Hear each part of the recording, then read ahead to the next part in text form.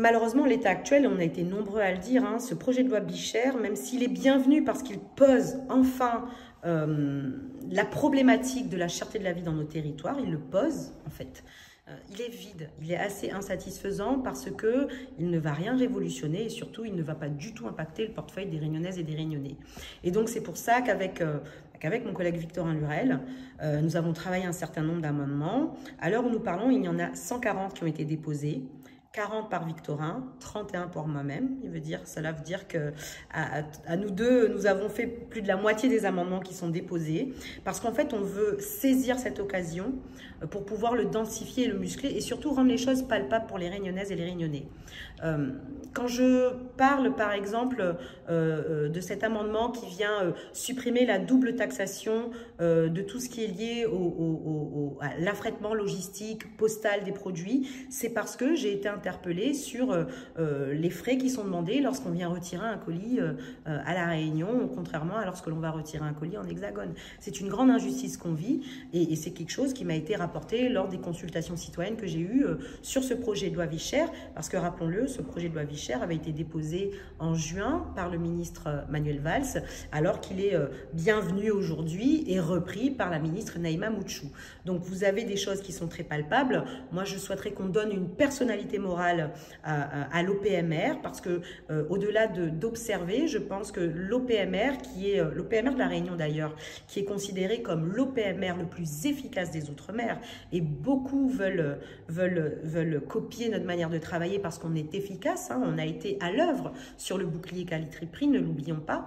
Donc moi j'aimerais que cette OPMR puisse avoir une marge de manœuvre. Donc pour ça il faut lui donner une personnalité morale pour qu'elle puisse faire des saisines, pour qu'elle puisse mener des enquêtes, puisqu'elle puisse exiger de la transparence et peut-être éventuellement, ça ce serait mon rêve, qu'elle puisse sanctionner des comportements, je dirais, anti-commerciaux.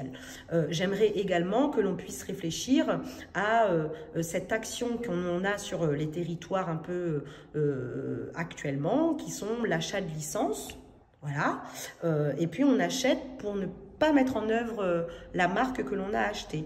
Et donc finalement, on achète la licence pour pouvoir bloquer l'arrivée de la marque sur le territoire. Vous avez également, je pense, la nécessité de donner la possibilité à l'INSEE de saisir la dette afin de mener une enquête sur justement les entreprises qui ne déclarent pas, ne déposent pas leur bilan, etc., etc. Chose qui n'est pas possible aujourd'hui. Vous avez également des amendements qui nous permettraient, par exemple, tout simplement d'aller acheter des semences dans l'hémisphère sud. Par exemple, on a 4000 tonnes de semences de pommes de terre qui rentrent à La Réunion et c'est des semences qui nous viennent de l'Hexagone, donc qui nous viennent de l'hémisphère nord. Donc les semences coûtent cher, mais le coût de transport, donc l'arrivée jusqu'à chez nous, coûte plus cher. Donc si on pouvait le commander dans l'hémisphère sud, on paierait peut-être ces semences moins chères puisque ce serait un nouveau marché, mais surtout le coût du transport serait moins important parce que le circuit serait plus court. Donc voilà, c'est vraiment des amendements que je veux palpables. En fait, je voudrais très sincèrement, qu'il y ait un impact sur le ticket de caisse des Réunionnaises et des Réunionnais.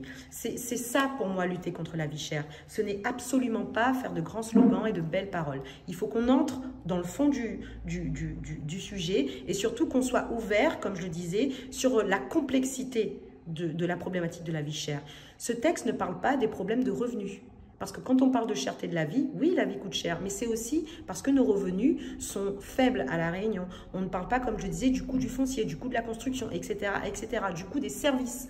Et il nous faut, et c'est pour ça qu'on a proposé autant d'amendements avec Victorin Lurel, nous on a dit, on va travailler dans le fond, on va densifier le texte, et on souhaite, et on va travailler pour, et on va essayer d'aller convaincre au maximum, pouvoir le densifier au maximum pour que demain, les Réunionnaises et les Réunionnais aient une palpabilité, je dirais, de ce texte finalement, en sortant la carte bancaire ou en ayant retiré son ticket de caisse lors des magasins. C'est l'objectif en tout cas, rendre les choses palpables et concrètes, terminer avec les grands discours et les slogans.